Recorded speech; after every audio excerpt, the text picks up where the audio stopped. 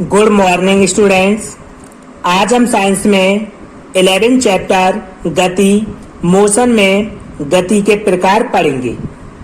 गति के प्रकार, टाइप्स ऑफ मोशन। सामान्यतः गति निम्नलिखित प्रकार की होती है। नंबर फर्स्ट, सरल रेखीय तथा स्थानांतरीय गति। जब कोई कण एक सरल रेखा में गति करता है तो यह गति सरल रेखीय गति कहलाती है, तथा जब एक वस्तु एक सीधी रेखा में गतिमान होती है तो उसकी गति को स्थानांतरीय गति कहते हैं।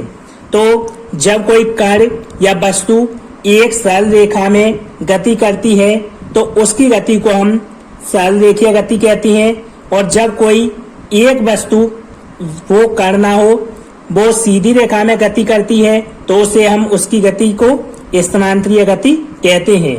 उदाहरण के लिए क्षैतिज सतह पर लुढ़कती हुई गेंद तथा हाथ से गिरता हुआ पत्थर में सरल रेखीय गति होती है।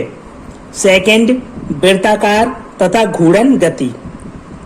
जब कोई कण किसी वृत्ताकार मार्ग पर गति करता है तो उसकी गति वृत्तीय गति या कोणीय गति कहलाती है।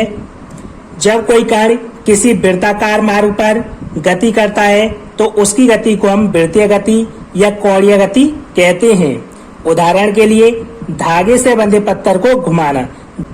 जब हम एक पत्थर को धागे से बांधकर ऊर्ध्वाधर या क्षैतिज दिशा में घुमाएं तो उसकी गति वृत्ताकार गति होगी।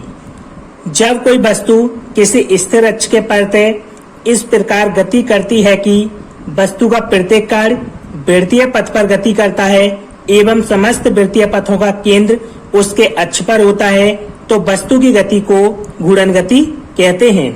तो जब कोई वस्तु किसी स्थिर अक्ष के प्रति गति करता है और वस्तु का प्रत्येक कण वृत्तीय पथ पर गति करता है और उसके जो भी समस्त है वो वृत्तीय पथ का केंद्र उसके अक्ष पर ही होता है तो वस्तु की गति को हम घूर्णन गति कहते हैं। उदाहरण के लिए गोल घूमता हुआ लट्टू। गोल घूमता हुआ लट्टू में घूर्णन गति होती है क्योंकि यह अपने अक्ष के प्रति वृत्तीय पथ पर गति करता है। थर्ड, दोलनी तथा काल्पनिक गति। जब कोई वस्तु एक निश्चित बिंदु के इधर उधर एक सरल रेखीय पथ पर गति करती है तो यह गति दोलनी गति कहलाती है। तो जब कोई वस्तु एक निश्चित बिंदु के इधर उधर एक सरल रेखीय पथ पर गति करेगी तो उसकी गति को हम दोलनी गति कहते हैं। दोलन करने वाली वस्तु का इसकी माध्य स्थिति की ओर अधिकतम विस्थापन आयाम कहलाता है। यदि आयाम कम है तो इसकी गति काल्पनिक गति कहलाती है। जो दोलन कर रही है वस्तु, वह वस्तु अगर माध्य स्थिति की ओर अधिकतम विस्थापन तय करती है तो उसको हम आयाम कहते हैं। यदि आयाम कम होता है तो उसकी गति को हम काल्पनिक गति कहते हैं। उदाहरण के लिए घड़ी के पेंडुलम की गति।